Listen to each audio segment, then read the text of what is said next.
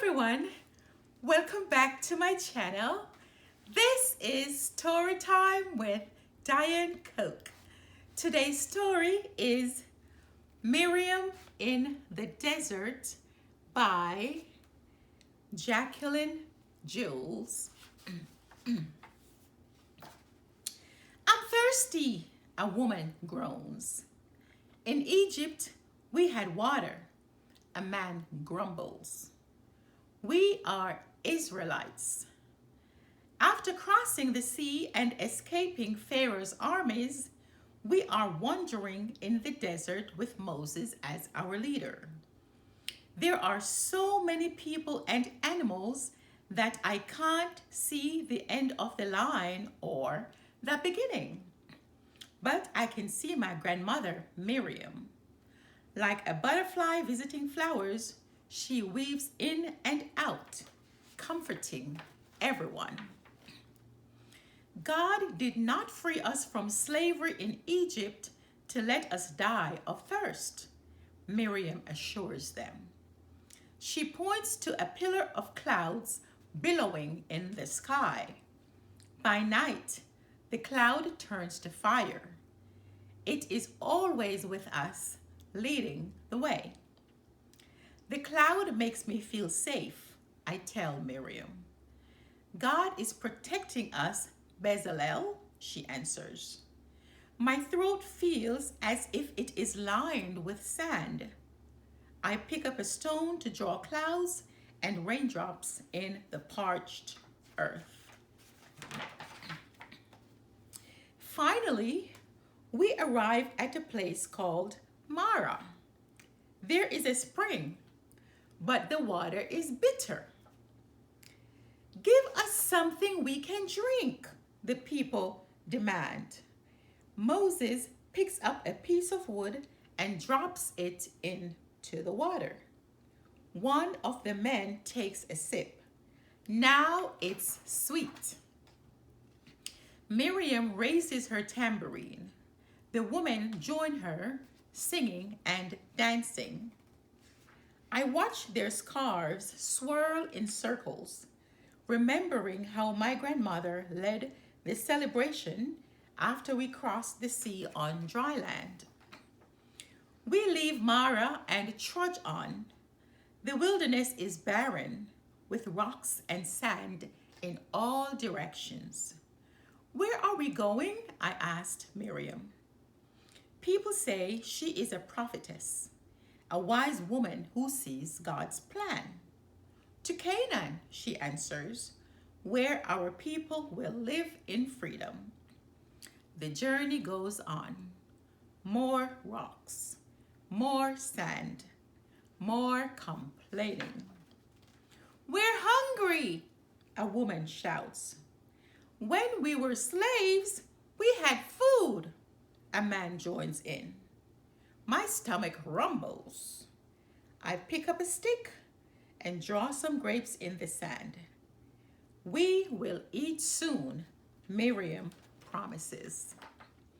The next day, when we wake, something glistens on the ground. It looks like shining pearls. Taste it, my grandmother smiles. It tastes like bread, I say. To me, it tastes like honey, Miriam says. The flavor is special in each person's mouth. Once again, she raises her tambourine. We are no longer hungry or thirsty when we travel. In the morning, we gather the miraculous food called manna. And at night, when we camp, a rock spouts a fountain of water. We call it Miriam's Well in honor of my grandmother. But the grumbling goes on and on. It's hot, a man complains. This journey is endless, a woman whines. When will they trust in God? I ask my grandmother. Soon, she says. We must be patient. The pillar of clouds leads us on through the desert. Whenever I can, I walk beside Miriam. And whenever we stop, I draw pictures in the sand. Bezalel, my grandmother says, God has made you an artist. On the third new moon, we reach the foot of a mountain called Sinai. Get ready, Moses tells us. Purify yourselves. Put on clean clothes. 3 days later, I wake to thunder and lightning. Miriam takes my hand and we follow Moses to the foot of the mountain. Smoke billows amid giant flames. The mountain shudders and shakes. A shofar sounds, growing louder and louder. Even my toes tremble. Then, just as I think my ears will burst, everything grows still. Not one baby cries. Not one sheep bleats. The earth feels as if even the worms below have stopped wiggling. We hear a voice that comes from the east, the west, the north, the south, above, below, everywhere at once. I feel as if I am being lifted off the ground. Everything God commands, we will do, we promise together. That night, everyone talks about the voice at the mountain. It was so strong, one man says. It whispered to me, a woman says.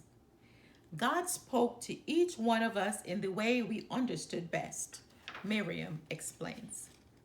The next day, Moses climbs the cloud-covered mountain. God has called him up while we have been instructed to wait. Moses will bring us 2 stone tablets, Miriam tells me.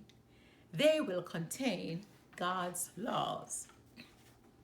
They will be holy, I whisper. We will need to place them in something safe and beautiful. My grandmother puts her arm around me. Something made by an artist. Me? I asked in surprise. Yes, Bezalel, she answers. God had chosen you to build an ark for the 10 Commandments. In my grandmother's eyes, I see the future. Everyone is bringing gifts and working together to build a place where we will worship God. And Miriam is dancing with her tambourine. The end.